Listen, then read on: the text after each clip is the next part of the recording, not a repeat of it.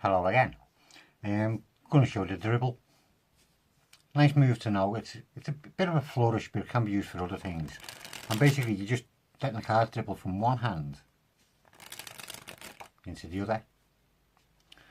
And it's best if you can do it. So basically, letting every card go individually.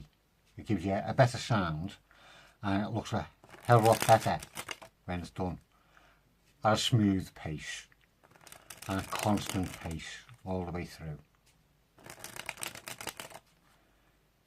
instead of, you know, I'll try and do that again. Instead of it working like that. I mean, this is probably what you're going to get when you first start. Big chunks dropping and you're not being able to do it all. But persevere, practice, practice and practice. Now there's loads of different methods people use for it. Some say you should hold it in the corners with your middle finger and your thumb, and have your finger resting across the top and dribble them like that. I mean, it is a nice one. It does keep you a bit of constant rhythm, but I just find it uncomfortable. You can do it, fingers on the top, thumb on the bottom,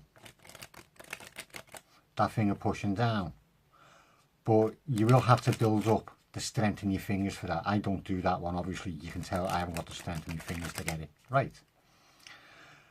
The way I do it is having my thumb line across the edge like that, so that just like that ball part of the thumb is protruding past the cards, and then I hold it basically the same at the top with them fingers.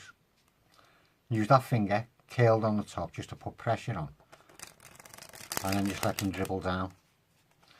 I say it will take a bit of practice to get it to work right, because you've got to, when you're doing this, you're not just pushing down with that, but you're releasing with your thumb so that the cards drop one by one off your thumb,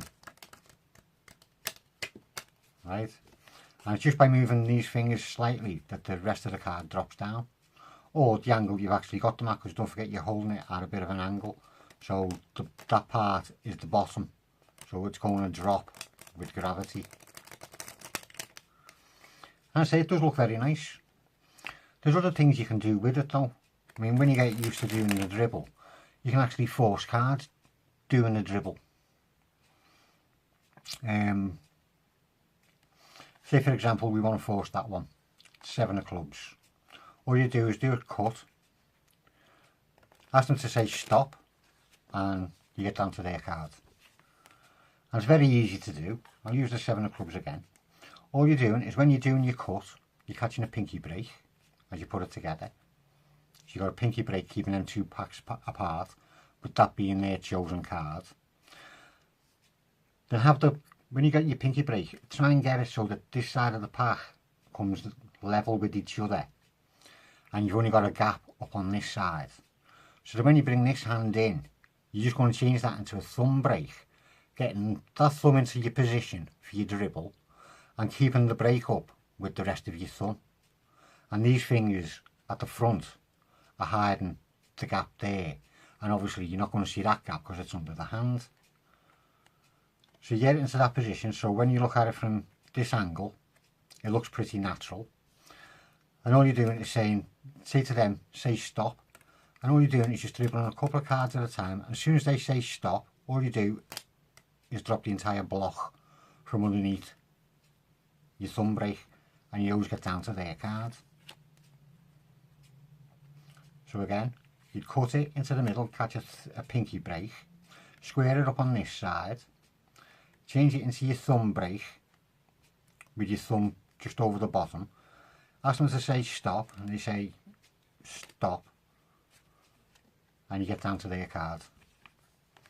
It is better when it's actually done live and it's done right. Or if you want to, you can use it, if you get their card and it gets put into the middle and you catch a break, you can then say, well, let's see if you can find your card, and you can dribble down and you get to it. Or you say, we'll take a different card and we just throw that there. So your card's somewhere in the pack and that card's there, but that's their card. See, you can do all kinds of moves for little tricks and that in it. It's just getting that to work. Another force you can do with it, but it's, yeah. You want to force the top card, which still is the 7 of clubs. You just come in, pick the cards up and say, do you want to stop there? Do you want to stop there? Do you want to stop there? Okay, we'll stop there. And you force the 7 onto them.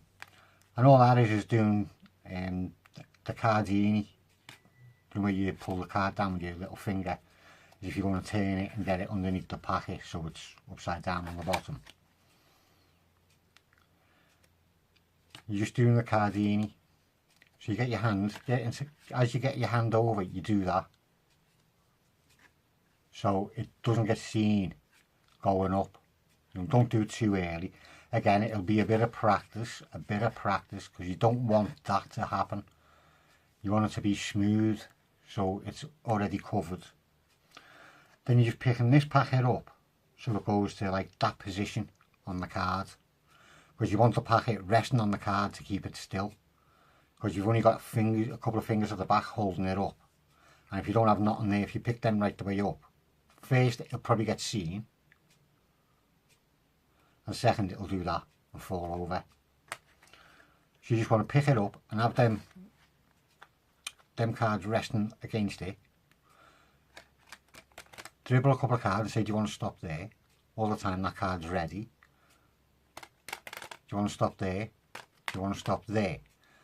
And as they say, yeah, all you're doing is pulling this hand forward slightly, just so that this packet clears this card. So you just pull that hand forward slightly, and then all you're doing is using your fingers just to drop that card back on the top as you move this hand out the way. And with doing that, you're going to force the card you wanted to on them. So there you go, there's the dribble. What was that, 2 different ways of forcing. And a card swap. Can't be bad. Pretty short video, I hope. Give it some practice. Give it a bit more practice, and then a bit more practice, and see what you can come up with. Have fun with it, and I'll see you later.